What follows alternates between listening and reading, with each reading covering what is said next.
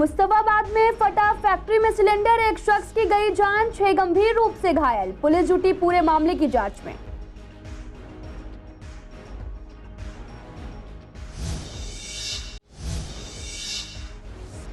शाहदरा इलाके में सरेआम बदमाशों ने शख्स के साथ की लूट। पुलिस ने 2 बदमाशों को पकड़ा, तीसरा आरोपी हुआ फरार। पुलिस ने इन दोनों आरोपियों से लूटी हुई घड़ी की बरामद। एलपीजी सिलेंडर पर बढ़े दामों से पूर्वी दिल्ली की जनता नाखुश। महिलाओं ने कहा, बजट पूरी तरह से बिगड़ा, हर महीने किसी न किसी चीज पर बढ़ जाते हैं दाम।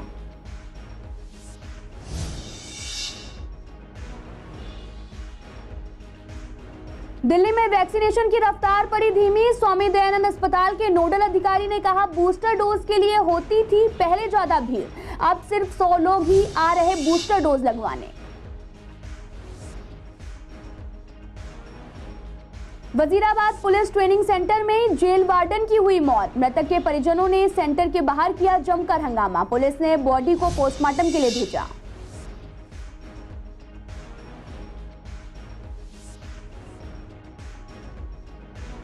नमस्कार, मैं आपके साथ अंकिता पाल। आप सभी का पूर्वी दिल्ली खास में एक बार फिर से स्वागत है। रुक करते हैं खबरों की तरफ। उत्तर पूर्वी दिल्ली के न्यू मुस्तफाबाद इलाके की गली नंबर 23 में उस समय अफरा तफरी का माहौल बन गया जब एक मकान में चल रही अवैध फैक्ट्री में सिलेंडर फट गया। इस हादसे में एक शख्स की मौत हो गई तो वहीं 6 लोग घायल हो गए हैं। गंभीर रूप से घायल लोगों को जग प्रवेश चंद्र अस्पताल में भर्ती कराया गया है और पुलिस पूरे मामले की जांच कर रही है। पड़ोसियों ने बताया कि ये घटना दोपहर 12 बजे की है। 200 गज के इस मकान में 2.5 मंजिला इमारत बनी हुई थी और इस फैक्ट्री का मालिक अंसार बताया जाता है, जो बाबरपुर इलाके में रहता है। इस फैक्ट्री में कूलर की पंखुड़ियां और एफएम की बॉडी बनाने के साथ साथ इन चीजों पर रंग कोटिंग चढ़ाने का काम किया जाता है और साथ ही वेल्डिंग भी किया जाता था। धमाका इतना तेज हुआ कि आसपास के मकानों के शीशे टूट गए और मकान के पास खड़ी गाड़ियां भी क्षतिग्रस्त हो गई। 12:30 बजे की बात है, 12:25 और 12:30। इतने में यहाँ से आवाज़ आई सिलेंडर फटने। तो देखा, हम नीचे नंगे थे, मैं ड्यूटी के लिए तैयार हो रहा था। तो नीचे आके देखा तो यहाँ पे ये सारा जाल नीचे गिरा हुआ था और उसके बाद में 3 लड़के बैठे हुए थे कोने में। फिर उन्हें खुदाया, फिर एक जीना लिया बराबर वाले से, जीने से एक लेडीज बिल्कुल उसे उतारा गया। फिर उसके बाद में धीरे धीरे 2-3 लड़के उतारे। कितने लोग घायल हुए इसमें? इसमें घायल तो 5 से 6 हैं, एक लड़का एक्सपायर हुआ। एक सिलेंडर जो घरेलू होता वो था, बड़ा वाला। हाँ, और एक जो इनका कंप्रेसर मशीन जो थी एक वो। मेरे पास खाली फ़ोन आया कि फैक्ट्री में सिलेंडर फट गया, सबको लेके एम्बुलेंस में गए हैं। मेरे पापा एक्सपायर हो गए हैं। अनुसार की फैक्ट्री थी मुस्तफाबाद में, वहाँ पापा करीब में 6-7 साल से काम कर रहे हैं, 10-12 साल से। मौके पे ये लेबर एक मकान में शायद कुछ काम करती थी। वहाँ एक लेडीज़ इनके साथ जो चाय बनाती थी, वहाँ एक सिलेंडर फट गया। सिलेंडर फटने से ये लोग ज़ख्मी हो गए और इनको मोहल्ले के वहाँ जो लड़के थे आसपास के, हमारे विधानसभा के नौजवान, उन्होंने बाहर से सीढ़ी लगा के इनको उतारा और उतार कर इनको हॉस्पिटल के लिए एम्बुलेंस मंगाकर हॉस्पिटल भेजा। पुलिस और फायर ब्रिगेड जब मौके पर आई देर से, फायर ब्रिगेड ने आकर आग पर काबू पा लिया, आग बुझा दी गई। लेकिन जैसा मुझे मालूम हुआ बाद में, जिसमें से एक की डेथ हो चुकी है, 6 जख्मी हैं। बदमाशों के हौसले इतने बुलंद हैं कि पूर्वी दिल्ली के शाहदरा में बदमाश ने एक शख्स के गले पर चाकू रखकर लूटपाट करने के बाद फरार हो गया। उसी दौरान पुलिस इलाके में पेट्रोलिंग कर रही थी तो पुलिस ने मौकाए वारदात पहुंच गई। पीड़ित ने लूट की जानकारी पुलिस को दी, जिसके बाद पुलिस ने बदमाशों का पीछा किया और 2 लुटेरों को भी धर दबोच लिया और तीसरा बदमाश अभी भी फरार है। शाहदरा डीसीपी आर साथिया सुंदरम ने बताया कि पकड़े गए आरोपी के नाम उबेर और इमरान है। आपको बता दें कि पुलिस ने इन बदमाशों से लूटी हुई घड़ी, वारदात में इस्तेमाल करने वाला चाकू और स्कूटर बरामद कर लिया है। वहीं तीसरा आरोपी पीड़ित पर पर्स और फोन लेकर भाग रहा था। फिलहाल पुलिस पूरे मामले की जांच कर रही है। जनता को एक बार फिर से महंगाई का झटका लग रहा। घरेलू गैस सिलेंडर की कीमतों में 3 रुपए 50 पैसे की बढ़ोतरी हुई है, जिसके बाद एलपीजी गैस सिलेंडर के दाम 1000 के ऊपर पहुंच गए हैं। बढ़ते दामों को लेकर पूर्वी दिल्ली की महिलाओं का कहना है कि हम हर महीने बजट बनाते हैं, लेकिन हर महीने किसी न किसी चीज के दाम बढ़ जाते हैं, जिसकी वजह से हमें काफी परेशानी हो रही है। फिर से गैस सिलेंडर पे रेट बढ़े हैं और 3 रुपए प्रति गैस सिलेंडर रेट बढ़ा है। तो बड़े दुख की बात है कि डे बाय डे रेट बढ़ते जा रहे हैं चीज़ों पर, और सिलेंडर पे गैस की इतनी खपत है इन दिनों गर्मियों में, बच्चे परिवार सब घर में ही हैं, और ऐसे में रेट बढ़ना एक आम परिवार के लिए बहुत ही मुश्किल हो रहा है। और समझ में नहीं आ रहा कि सरकार क्या चाहती है क्या नहीं चाहती है। डेली मतलब मार पे मार लगे जा रही है और पता नहीं चल पा रहा है। सबसे ज़्यादा दुख ये होता है कि एक आम आदमी अपना हर महीने का एक शेड्यूल तैयार करता है, एक बजट तैयार करता है, और इतनी महंगाई होती रहती है कि वो बजट हर महीने बढ़ जाता है। तो वो हर महीने बजट को अपना बैलेंस करता है, और बैलेंस करते करते ही कोई ना कोई चीज़ इस तरह से बढ़ती जाती है कि उसका बैलेंस हर महीने आउट हो जाता है। मैं केंद्र सरकार से यही कहना चाहती हूँ कि जो गैस सिलेंडर पे इतने ज़्यादा रेट्स बढ़ाए जा रहे हैं, इस चीज़ से हम जैसे गृहिणियों पर बहुत ज़्यादा प्रभाव पड़ा है। 1000 रुपये का अगर हम सिलेंडर ही खरीदेंगे, क्योंकि हमारे पास और कोई ऑप्शन नहीं रहता चूल्हा जलाने के लिए, सिर्फ सिलेंडर का ही हमारे पास ऑप्शन बचता है, तो हम अपनी कमाई से क्या बचा सकते हैं। हमारे लिए और भी खर्चे होते हैं, जैसे बच्चों की फीस, अदर खर्चे भी होते हैं, तो हम कैसे इसमें इतने में सर्वाइव कर पाएंगे। तो केंद्र सरकार को थोड़ा सा सोच विचार के ये फैसला करना चाहिए। दिल्ली में फिर से वैक्सीनेशन की रफ्तार धीमी पड़ती जा रही है। इस पर हमने पूर्वी दिल्ली के एमसीडी के सबसे बड़े अस्पताल स्वामी दयानंद अस्पताल में नोडल ऑफिसर से बात की, तो उनका कहना है कि बूस्टर डोज के लिए ज्यादातर 18+ के लोग ही आ रहे हैं। सीनियर सिटीजन और फर्स्ट डोज के लिए बच्चे कम आ रहे हैं। अगर तुलना पिछले कुछ महीनों से की जाए तो उसके मुकाबले वैक्सीन लगवाने वाले लोगों की संख्या बढ़ी है, लेकिन इसके बावजूद बूस्टर डोज में कहीं ना कहीं कमी देखने को मिल रही। पहले बूस्टर डोज की संख्या 200 तक पहुंच गई थी, वहीं अब रोजाना लगभग 100 के आसपास ही रहती है। बच्चे ज़्यादा आने लगे हैं जब से नेक्स्ट वेव आने का हो रहा है, तो स्टूडेंटों फिर स्कूल जब से चालू हुए तब से स्टूडेंट्स भी काफ़ी आने लगे। मतलब जैसे स्कूल की छुट्टी होती है तो हमारा कोवैक्सीन कॉर्बेवैक्स, पहले कोवैक्सीन ज़्यादा लग रहा था पर अब कॉर्बेवैक्स ज़्यादा लग रही है। काफ़ी जगह सेंटर बंद हो गए ना, स्कूल वगैरह जो जगह थी स्कूल सेंटर में बंद हो चुके हैं, तो उन सब की हॉस्पिटल साइट में जैसे यहाँ पे और जीटीबी इन दोनों जगह चल रहा है, नियरेस्ट 10 से 12 किलोमीटर के रेडियस में, तो इसलिए कॉर्बेवैक्स वाले और बाकी कोवैक्सीन वाले तो पहले से ही यहाँ पे काफ़ी रश। नहीं, वैक्सीन की हमारी तरफ से कोई शॉर्टेज नहीं है। CDMO ऑफिस से बराबर वैक्सीन लाई जाती है, बराबर लगाई जाती है। अभी तक हमें कोई फेस करने की ऐसा इशू कभी क्रिएट नहीं हुआ कि हमारे पास वैक्सीन ख़त्म हो गई हो और लोग खड़े हों, ऐसे कभी नहीं। बच्चे भी हमारे पास कम से कम 150-200 बच्चे आ रहे हैं, और बूस्टर डोज के लिए भी हमारे पास कम से कम 90-50 बूस्टर डोज के लिए कम से कम अभी तक 50-60% लोग यहाँ पर हमारे यहाँ सेंटर पर विजिट करने के लिए आ रहे हैं, क्योंकि उनको अपना बूस्टर डोज लगवा नहीं है। हार्डली से हार्डली भीड़ हमारे यहाँ ज़्यादा है, पर हमारे पास दोनों साइड्स बरकरार चल रही हैं, इसीलिए हमारे पास मोस्टली 15 मिनट में नंबर आ जाता है। उत्तर पूर्वी दिल्ली के वजीराबाद पुलिस ट्रेनिंग सेंटर में 18 मई को जेल वार्डन की मौत हो गई थी। जेल वार्डन का नाम दीपक है और वो 25 साल का था। मृतक के परिजनों ने सेंटर के बाहर जमकर हंगामा किया और लापरवाही का भी आरोप लगाया है। फिलहाल पुलिस ने बॉडी को कब्जे में लेकर पोस्टमार्टम के लिए भेज दिया है। पुलिस का कहना है कि इसकी रिपोर्ट आने के बाद ही मौत की वजह साफ हो पाएगी। पुलिस को पूछताछ में पता चला कि दीपक हरियाणा के सोनीपत में परिवार के साथ रहते हैं। वे कोविड काल के दौरान जेल वार्डन के तौर पर भर्ती हुए थे। इन दिनों उत्तर पूर्वी दिल्ली के वजीराबाद पुलिस ट्रेनिंग सेंटर में ट्रेनिंग चल रही थी। 18 मई को सुबह दीपक को बुखार आया, जिसके बाद एम्बुलेंस से जग प्रवेश चंद्र अस्पताल में भर्ती कराया गया, जहां डॉक्टरों ने दवा देने के बाद छुट्टी दे दी और सेंटर में लौट आए। कुछ देर बाद ही फिर से तबीयत बिगड़ी तो शाम करीब 4 बजे अस्पताल में भर्ती करवाया गया, जहां डॉक्टरों ने उन्हें मृत घोषित कर दिया। दीपक के परिवार में माता पिता के अलावा 2 बहनें हैं। दिल्ली में हर दिन गर्मी बढ़ती जा रही है। गर्मी की वजह से लोगों का जीना मुश्किल हो गया है और ऐसी गर्मी में पानी की दिक्कत लोगों के लिए परेशानी का सबब बनती जा रही है।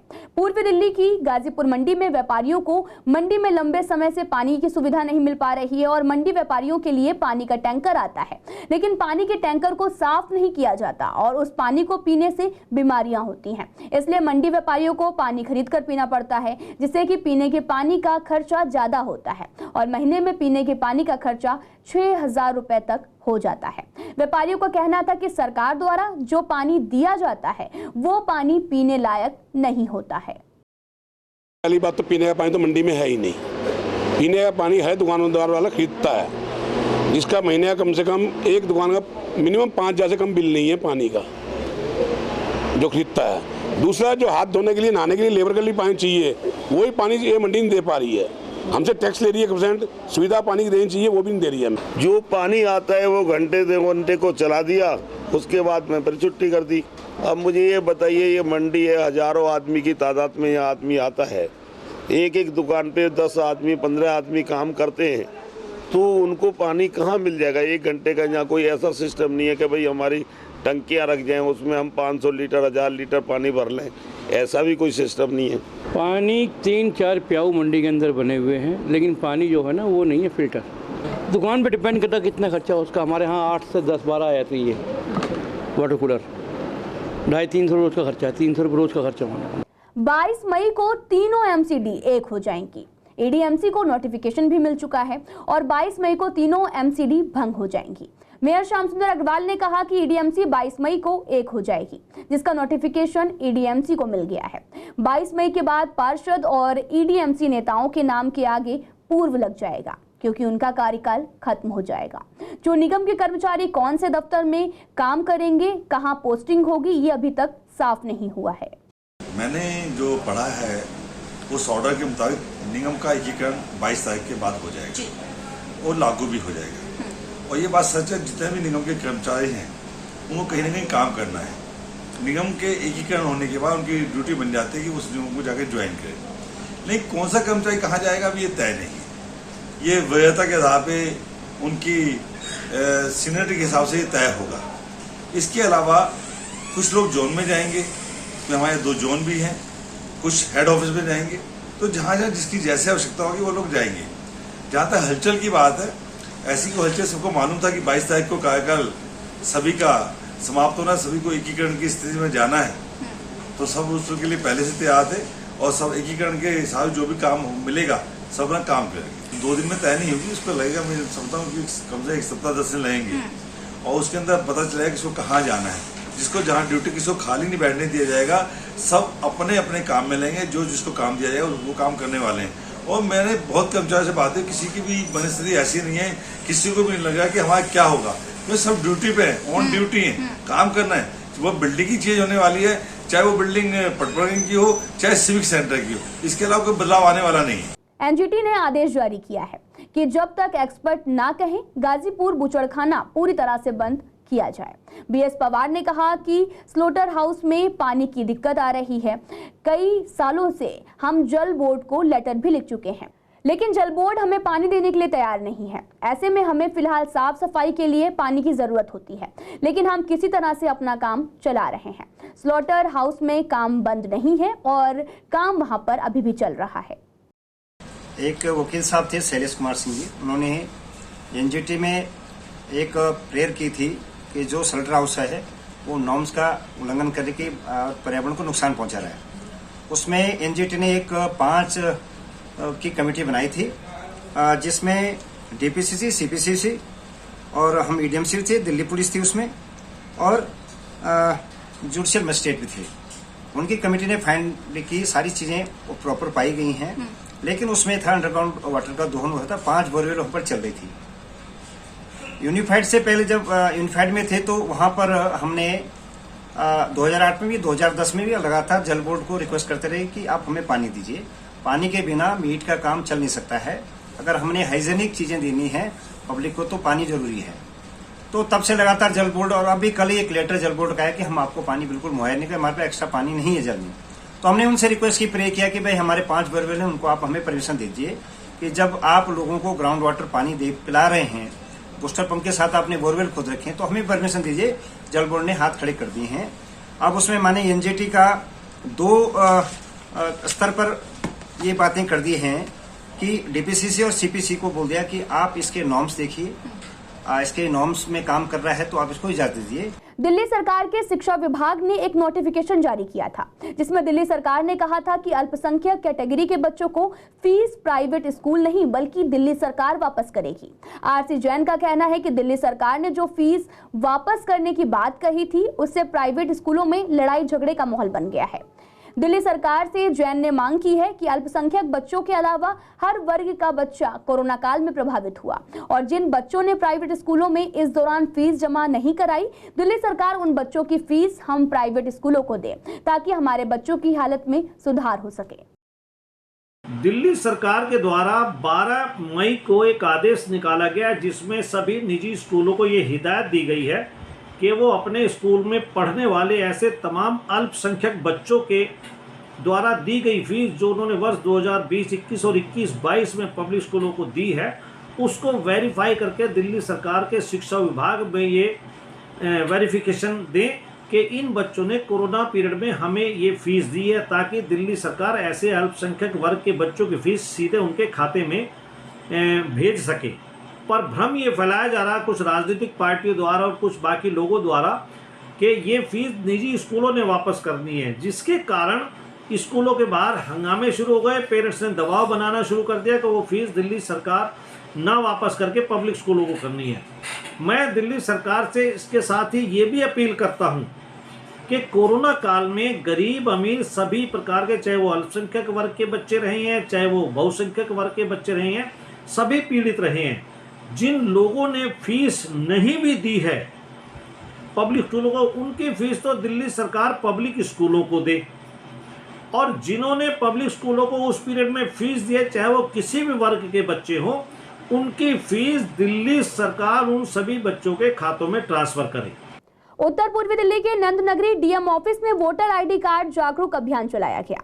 आपको बता दें कि जिसमें डीएम पाटिल प्रांजल ने वोट देने को लेकर लोगों को जागरूक किया, और आने वाले दिनों में इस कार्यक्रम को शाहदरा जिले में जुलाई और अगस्त में कई जगह पर जैसे कि metro station, railway station, bus stand, mall, बाजार और साथ ही कॉलेज, स्कूल, दफ्तरों में वोटर जागरूकता कार्यक्रम आयोजित किया जाएगा।